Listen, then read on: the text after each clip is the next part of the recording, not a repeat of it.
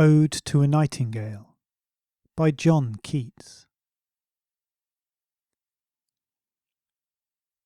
My heart aches, and a drowsy numbness pains my sense, as though of hemlock I had drunk, or emptied some dull opiate to the drains 1 minute past, and Lethe-wards had sunk.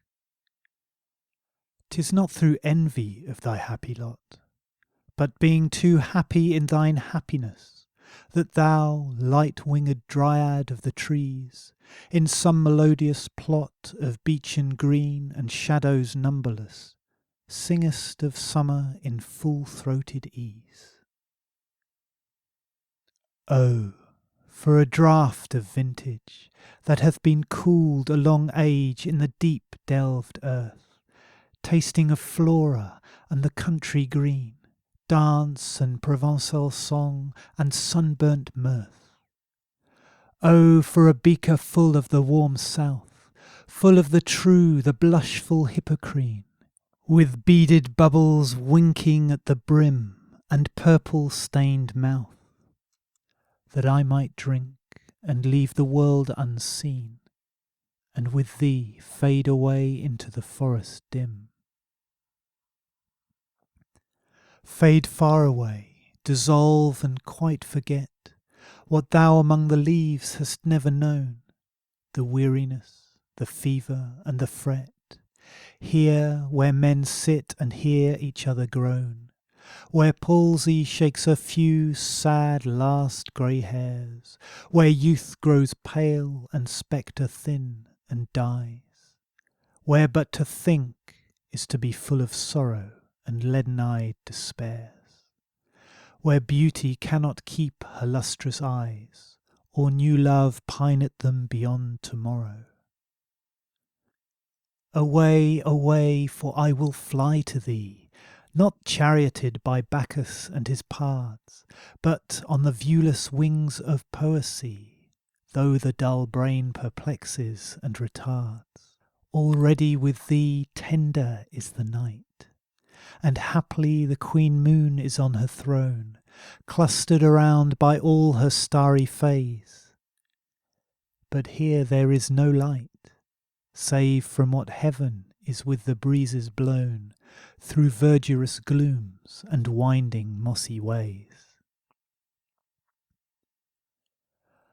I cannot see what flowers are at my feet, nor what soft incense hangs upon the boughs, but in embalmed darkness guess each sweet wherewith the seasonable month endows the grass, the thicket, and the fruit tree wild, white hawthorn and the pastoral eglantine, fast fading violets covered up in leaves, and mid-May's eldest child, the coming musk rose, full of dewy wine, the murmurous haunt of flies on summer eves.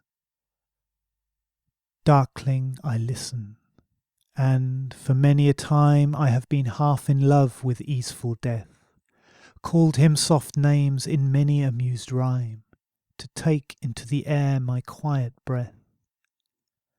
Now more than ever seems it rich to die, to cease upon the midnight with no pain, while thou art pouring forth thy soul abroad in such an ecstasy.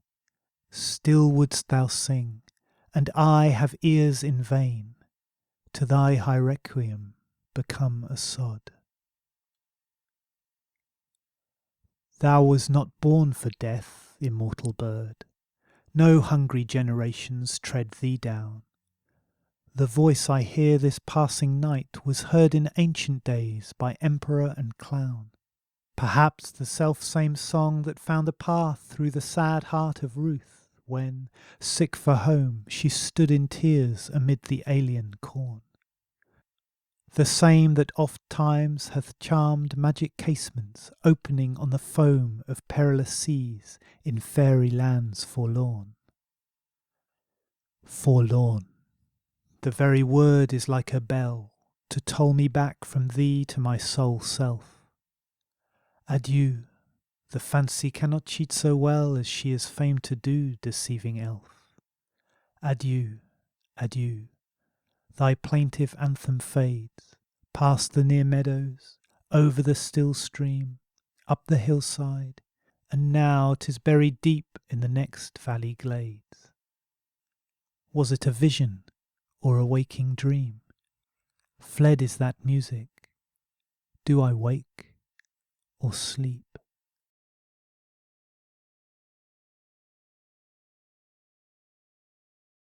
For more classic poetry read in a British accent, please visit www.norwichenglish.co.uk.